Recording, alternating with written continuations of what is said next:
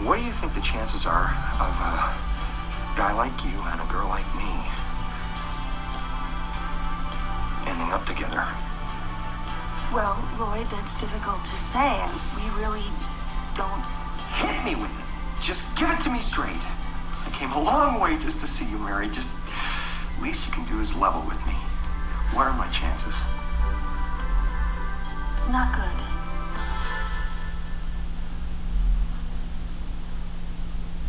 You mean not good, like 1 out of 100? I'd say more like 1 out of 1,000,000.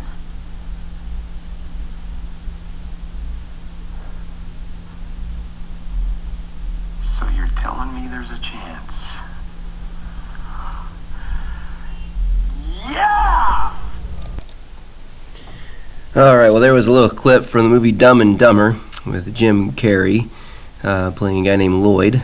He was a bit infatuated with the red-haired girl.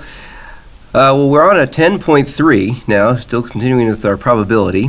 That's what that video was about. It's just he 1 in a million chance. He still thought he had a chance. Didn't quite understand probability. Two-way tables and probability on this lesson. We're going to look at what two-way tables are. Definitely has some things in here that can get confusing with finding relative and conditional relative frequencies, and then conditional relative frequencies and conditional probabilities. So we're going to be looking at some things here in our vocabulary. Definitely want to write this down on the vocabulary. All right, before we get to that, we'll just do a little quick cartoon. This is In the Bleachers. Great, Alan. That's just wonderful. You pushed the wrong button, and now instead of our fans enjoying a fireworks display, we've got an international incident on our hands. So, fireworks button, ICBM button. Apparently they have a intercontinental ballistic missile button on their scoreboard, and it just launches it. Okay, so on page 295 in your vocabulary, you're going to need to write down what this is here. So a two-way table, what a two-way table is, this is an example of one right here. You'll see them in this lesson. It's a frequency table. Frequency table is just how frequent is this. So it's kind of like where they are jotting down the data, kind of what we would do a little bit when we were to maybe just roll the dice or flip the coin several times and just record our results, kind of that kind of thing. So it's a frequency table that displays data collected from one source that belong to two different categories. So it's going to have one source from two different categories. So like on this one we have a class and then attendance. So it says on one category of data is represented by rows, the other one's represented by columns. Suppose you randomly survey freshmen and sophomores about whether they are attending a school concert. Two-way table is one way to organize your results. So you can see there you have these numbers in here, so we can say, well, if we survey, we got 25 freshmen attending, 44 freshmen not attending, 80 sophomores attending, 32 sophomores not attending. And what these numbers in here are called, they're called joint frequency. So each entry in the table is called joint frequency. You can go and write that down. Joint frequency is just each entry into the table. And then marginal frequencies would be the sum of the rows and columns. So if we were to add up, okay, well, how many freshmen were actually surveyed, 20 plus 44 would give us a marginal frequency on the side. How many sophomores, add those up. How many are not attending, you add or how many are attending, add those up. That's a marginal frequency down here. Not attending, another marginal frequency down there. So that's what those are about. Okay, on page 296 in the extra practice, first two, these are two-way tables. They just want you to complete the two-way table. So I'm going to give you a minute to do that, so just go ahead and you'll pause the video and try number 1 first. You want to just try number 1 and then pause the video again and try number 2. See if you can do these. It's pretty much just like doing Sudoku if you've ever done that. Just got to try to fill in the blanks. So try to fill these blanks in. So basically you're trying to think about this number over here. You have two numbers here on this column. You could figure this one out right here by just doing a little subtraction, because these two have to add up to get you 130. So you can figure that number out. Same thing with this one. You can figure out this number out. These two have to add up to give you 130. And once you know those, then you can kind of figure out some of these inside here. So go ahead and pause the video and then play it again. Okay, hopefully you paused it, you filled your chart out. So let's just check your chart to see if you got those numbers right. So here they are. So it should have got maybe 72 over here, because 72 plus 58 is 130. Up here it's 70. 70 plus 60 is also 130. Then you can kind of maybe figure out this one here. These two have to add up to give you 70, so this has to be 48. You could have figured this one out to be 50, because these two have to add up to 72, so this would have to be 50. And then this one's going to be 10 in the middle here eventually. You can see where you can do that several different ways to figure out that that would be 10. All right, go ahead and pause the video again and try number 2. Okay, hopefully you've got number 2 all filled out. And now here's what we'll have for that one. This one you could probably figure out some of these pretty fast. This first one really easy. These two have to add up to 25. This has to obviously be 1. Over here you'd probably figure out that this is 50, because 25 plus 50 would equal 75. Same thing down here. You could make this 45. 30 plus 45 would equal to 75, and then you can get that middle one in there, 21. So again, this is just a two-way table. This would just be data that you put down. So it's kind of like in this situation, number 1, you have arrival, tardy or on time, and then the method, walking or city bus. So how are you getting to school? So that's what they're probably surveying students and seeing, okay, they're surveying them on whether they walk to school or the city bus, and seeing are they tardy or are they on time that particular day. And so you can see that there was 72 tardies, 58 on times, 70 people walking, and then 60 people taking the city bus. And so that would be the information that you got in there. This one down here, so you have some kind of question. They're surveying people that are under 21 or over 21, and just a yes or no response to some certain question. And this is what they got as results. So one person said yes, that was under 21. 29 said yes, that was over 21. Now over here you have 24 no's from under 21, 21 no's from over 21, and so you can see the under 21 people, there was 25 surveyed. Over 21, there's 50 of them surveyed. There was 30 yeses and there was 45 no's out of everybody surveyed. So that's kind of what a two-way table can do, and we're going to now use that table. This is really stage 1 or step 1 of a 3-step process that we're going to be doing now to figure out some probability with these two-way tables. The first is to actually generate the two-way table and put the data in. This is now stage 1. We're going to look at eventually stage 2 and 3.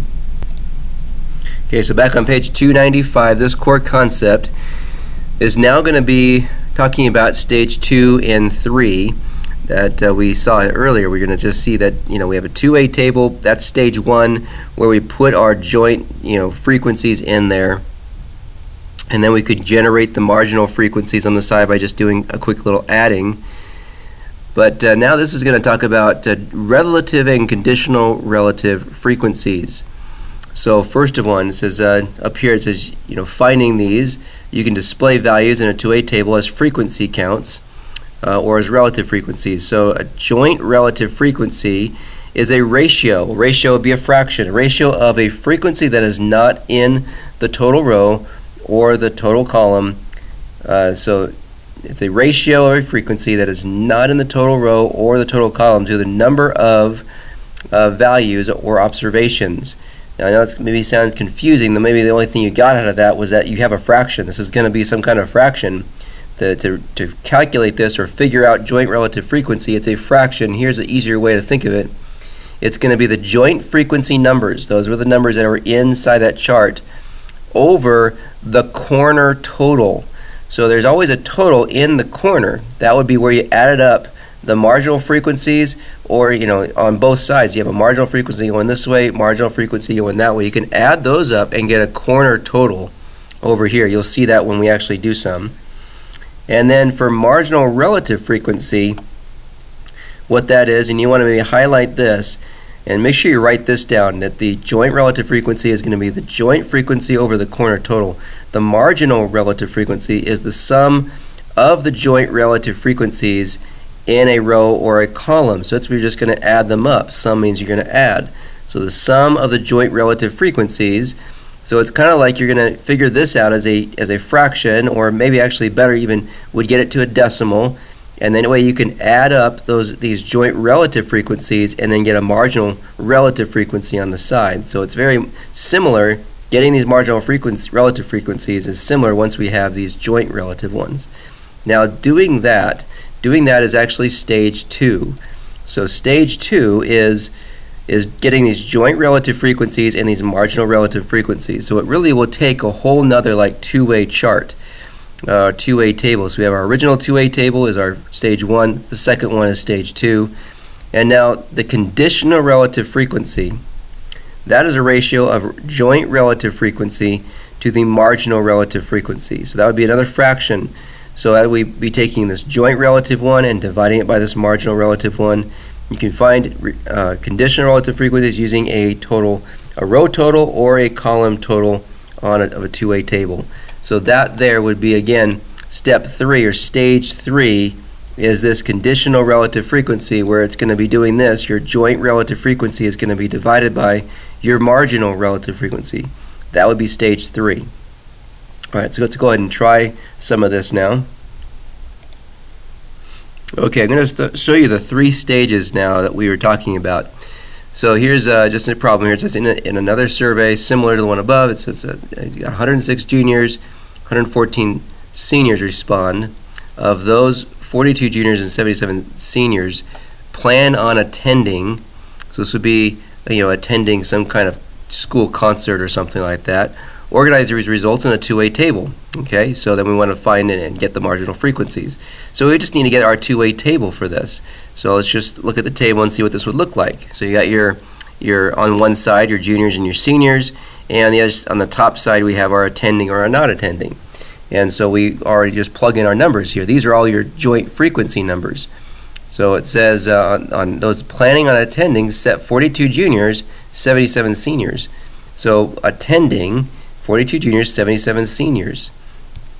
And then it says that the number of juniors was 106 total. So your junior total, which would be a marginal frequency over here, would be 106. And then 114 seniors respond. So all the senior total would be 114 over here on the marginal frequency again. And so then what we would be able to do is get these joint frequencies in here like we did before by just subtracting. So 106 minus 42 would give us this number, because we aren't told how many are not attending, we're just told those that are attending. But we can find these out by just doing a little quick subtraction. This one as well, 114 minus 77 is the 37. And then we can add these up to get our totals for attending and a total for not attending. Okay, so that's stage 1, is just getting this chart. Now stage 2, as you notice here, here's the corner total I was talking about, because you can add 106 and 114 and get that corner total. 119 plus 101 also gives you that corner total as well. So stage 2 starts off with you taking each of these joint frequencies and dividing them by 220. So 42 divided by 220, 64 divided by 220, and so on. That would give you your joint relative frequency, and that would then, you could add those up. Then we're going to make a new chart with the joint relative frequencies in here, and then we'll be able to add those across to get marginal relative frequencies on the other side, outside here and down here. So let's take a look at that now, stage 2. Okay, so here it is, stage 2. So 42, 64, 77, 37, those are all our joint frequency numbers, and our 220 is that corner total, so we're dividing and getting a decimal. So this one is 0.191, this one down here is going to be 0.35, over here 0.291, 0.168. So we got those now. These are all our joint relative frequency numbers. We now get these marginal ones by adding. We're going to add this decimal plus this decimal to get this decimal. This one plus this one to equal this one, and so on. These two add up to give you this one. These two add up to give you this one. And now notice we have a 1 in the corner. That way we just check to see if our math is right. You should be able to add these two numbers and it should equal 1, or very, very close to 1, like maybe 0.999 or something. These two also should add up to very close to 1. So that's one thing you want to do, is just check to see if this does add up to, these two add up to 1 and these two both add up to 1, just to check to see if your math is right.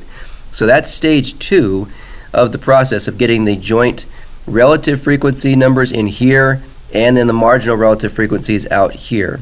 Okay, so now stage 3, the next stage would be to now divide the joint ones by the marginal ones. That's what stage 3 is going to be. Let's take a look at that. Anyway, actually, before I want to take a look at that, let's just explain maybe what these actually are meaning. This is good to see this.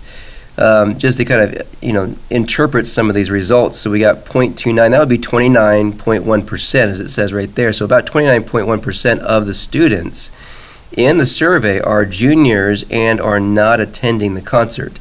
That's what this number would tell us. This marginal one, that's a joint frequency number. A marginal frequency number, that would move back to 51.8%, so about 51.8% of the students in the survey are seniors. Okay, so that's what this would be. This is the percentage. 48.2 are juniors. 45.9 are not attending out of the survey. 54.1 are attending out of the survey. These numbers in here, this would be saying that these are 19.1% are juniors that are attending the concert, and so on. That's what each of those are talking about. That's what gives us kind of more of a percentage now to see more what a probability it is. Okay, so here on the stage 3 now for the conditional relative frequency, it says, using the survey results there, make a two-way table that shows the conditional relative frequencies based on the row totals. The row totals will be here. So we were looking at the totals that we got over here. That would be these numbers. 0.482 was the total out here. That's how many, remember, 48.2% were juniors. 51.8% were seniors. This was the row totals. If it said column totals, then we would have used the numbers that were down here instead. So now we're going to take the joint relative frequency numbers. That was these numbers on top. The numerators are all those joint ones. And we're going to divide it by the marginal one, the one that was out here for the row total, to get us now this number in here, which is can be make another percentage. So this one they're showing us here is 32.4% once we divided this joint relative frequency by the marginal one that was on the row here. So it says, given that a student is a senior, the conditional relative frequency is that he or she is not attending the concert is about 32.4%. So that's what this was talking about.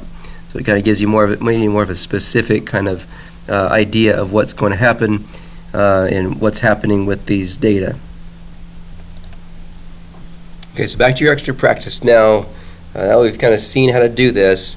So 3 says a survey was taken of 100 families with one child, 86 families with 2 or more children to determine whether they were saving for college. Of those, 94 of the families with one child and 60 of the families with 2 or more children were saving for college. Organize these results in a two-way table, then find and interpret the marginal frequencies. So we need to figure out, okay, this is going to be our chart. The whole title of this is going to be families. And so we have there are families here. We have families that are with one child, and then other families are with 2 or more. So we'll make this column here one child, and then the other one 2 or more. And then we would have our total column here.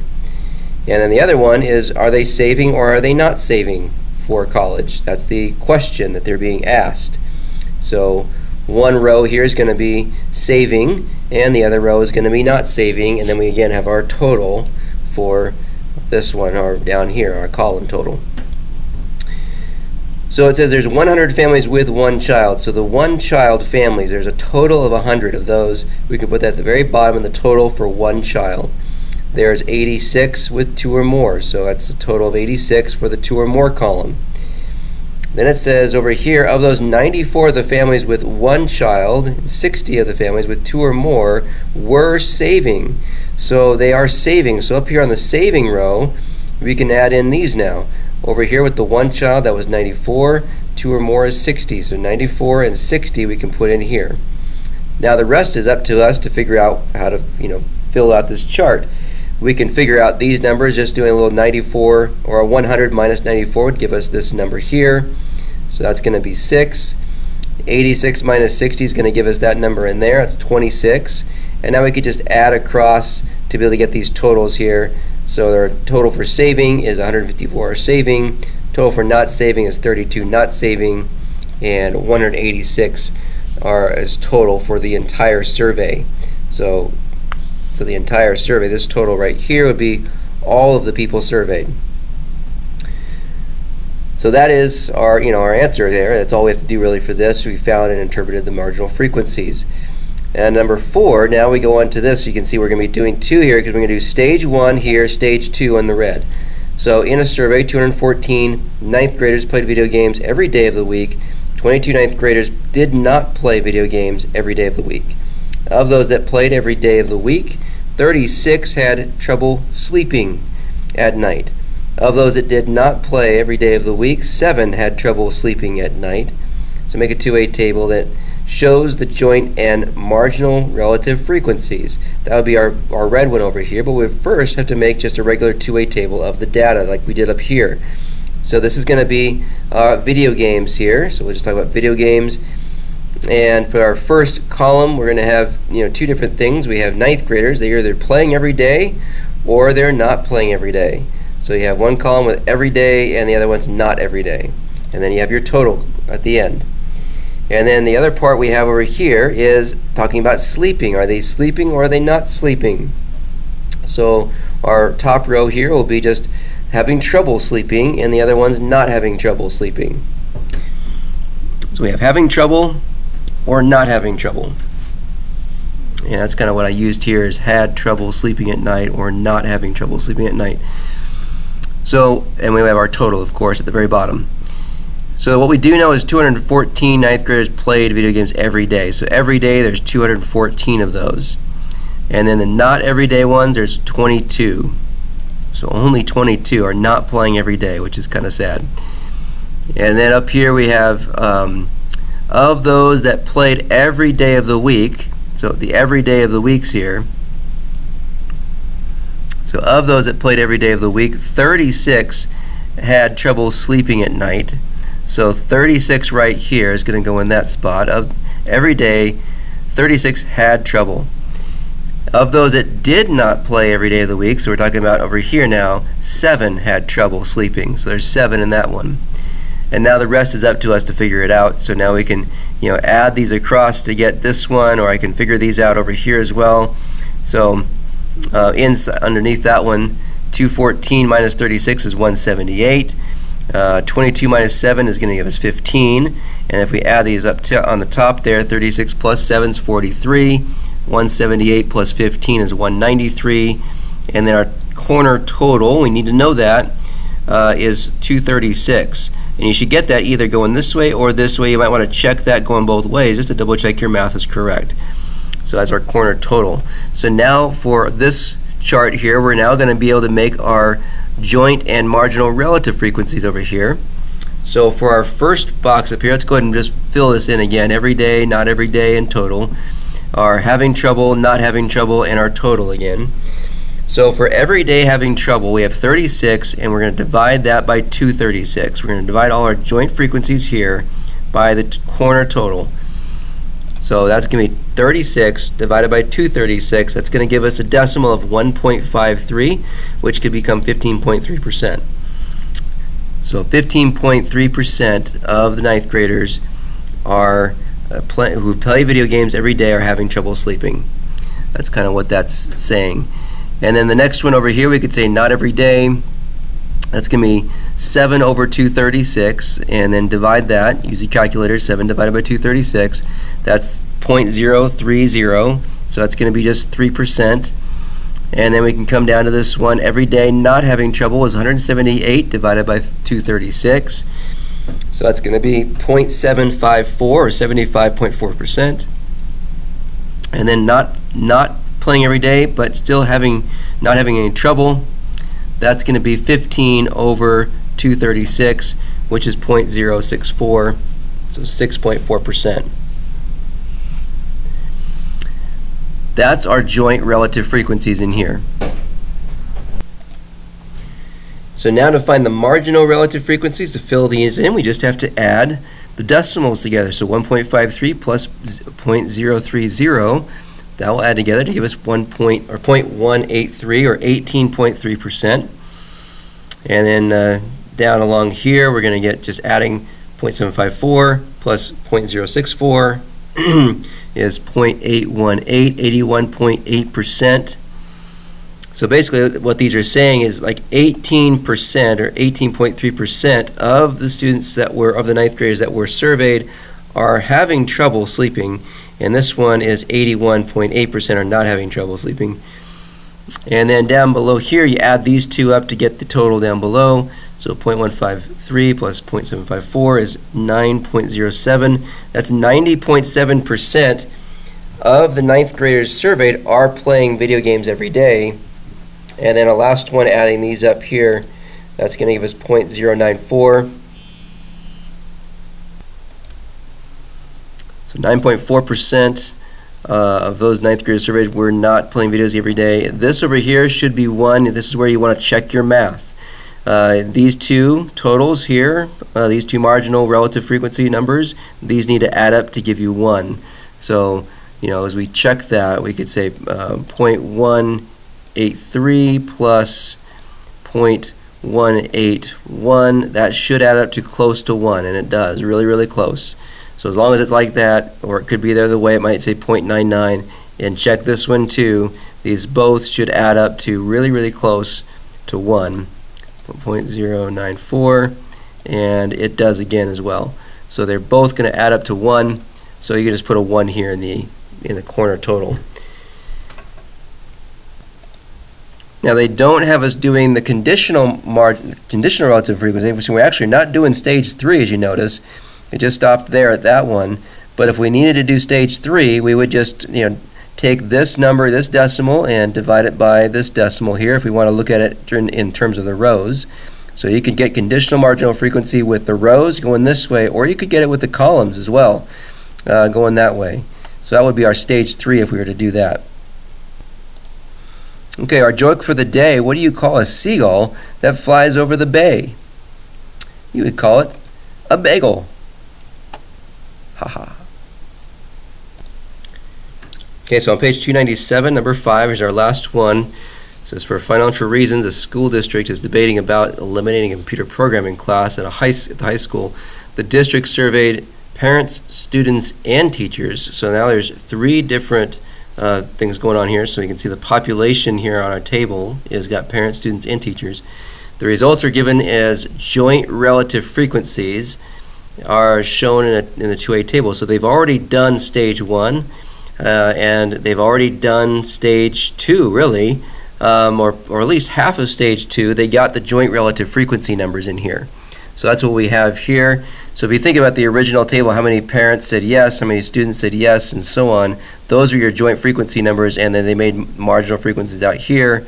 There was a total out here of all of the parents, students, and teachers that were surveyed. So then those numbers were divided by the total out here, the corner total, to get these decimal numbers in here now. And so these, again, are the joint relative frequency numbers of stage 2. So the other part of stage 2 would then be to get the marginal ones. We could add these 3 up to get a marginal relative frequency here, adding these 3 up here, adding up these columns down here would give us also 3 marginal frequencies, relative frequencies down below. We could do all that, and we're going to need some of that, but we may not need all of that, so let's just do what we need. So letter A says, what is the probability that a randomly selected parent voted to eliminate the class? So a parent voted to eliminate, so they voted yes. So first of all, you're looking at the randomly selected parent. You want to look at that, what is first, because you have 2 things. We either have the parent or the yes vote. So you want to look at the parent first. So that's always really important, which one comes first, because that's going to tell you what column to look at or what row to look at. So we're looking at really the parent column. We're specifically targeting the ones that are yes right here, the 0.58, but we need to know the total at the bottom here, the marginal relative frequency number, so we got to add these 2 up to get that total down below, and that's 0.64. So we need to know that. So what's the probability of that? It's going to be the conditional relative frequency of this. So remember our stage 3 now is what we have to do. Stage 3 is to take the joint relative frequency and divide it by the marginal relative frequency number. And so that's what it's specifically asking us to do here. So 0.58 is divided by 0.64. You can do that on your calculator and you'll get 0.906, or approximately that. And so we can make that into a percentage. It's always good to make sure we see these as percentages. And it's going to be 90.6%. So there's 90.6% of the parents, so 98. So what's the probability that a randomly selected parent voted to eliminate the class. 90.6% probability or chance that that could happen. If you selected out a parent out of the ones that said yes or no, definitely there's more yeses than nos, as you can see. So that's why the probability is quite high. It's more likely because it's 90.6%. B says, what's the probability that a randomly selected student did not want to eliminate the class? So again, student is what we're looking at. We're looking at the column here on the students. So that's things, the first thing that stands out, randomly selected what? Student.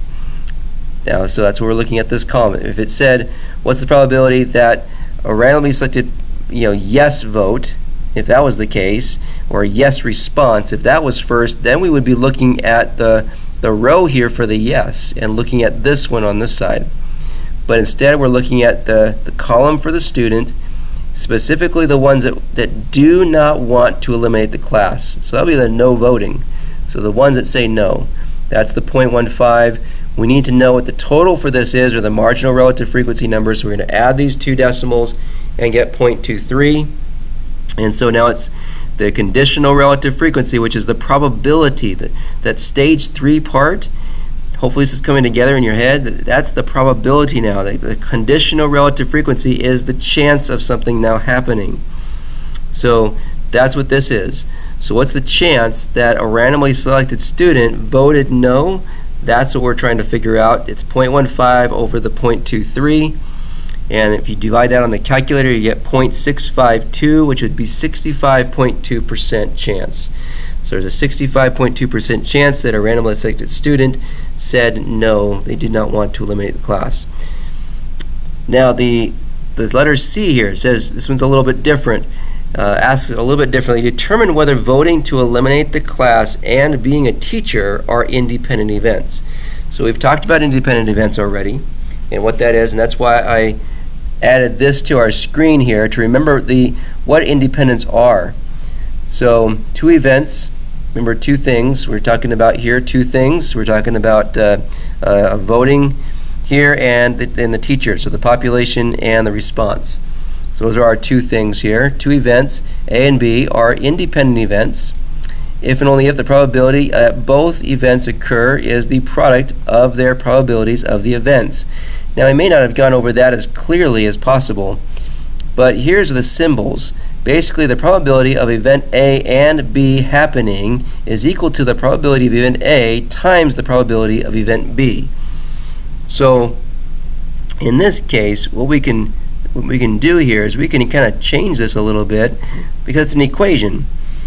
And so we're going to divide both sides here and solve for probability of event B happening, the second event, and see if that's going to be the same as this probability here.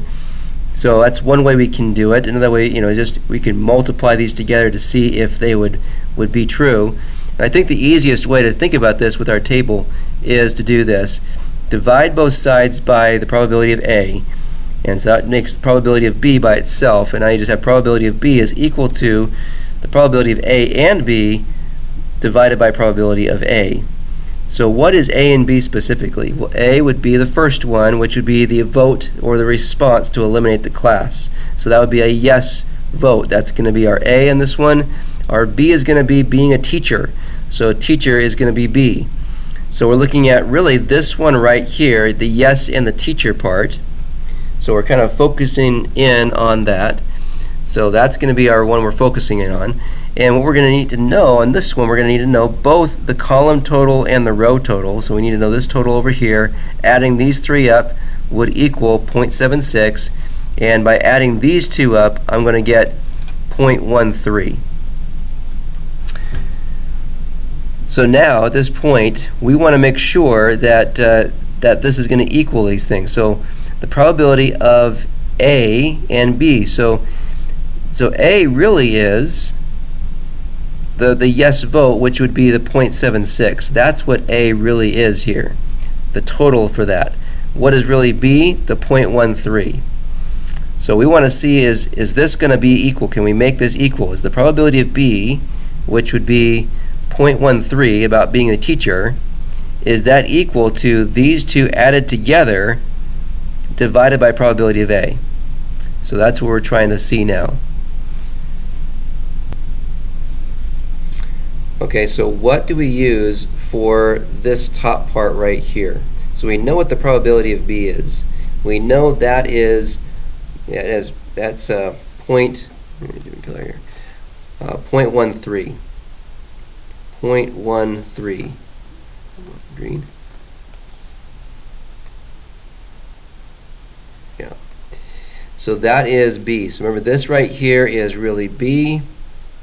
This over here is A. And so 0.13 is equal to, should be, or needs to be equal to this fraction here. What's the probability of A and B? Well, A and B would actually be our number right in here, our decimal number right here, because this is where it's both. It's both right here, where it's teacher and yes is that one. So that's 0.10. So this inside here is A and B. And then it's going to be divided by A, which is 0.76. So 0.76. And we want to just see what that equals using our calculator. We'll just do that real quick. 0.1 divided by 0.76 and equals 0.13. We round it to 2 decimal places. It is 0.13. So 0.13. It does equal this. So because of that, because they're equal, we can say yes, these are independent events.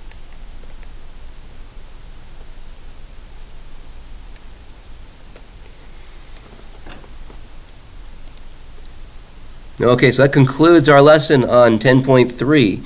And so now you want to go on to doing the assignment. I'll see you later.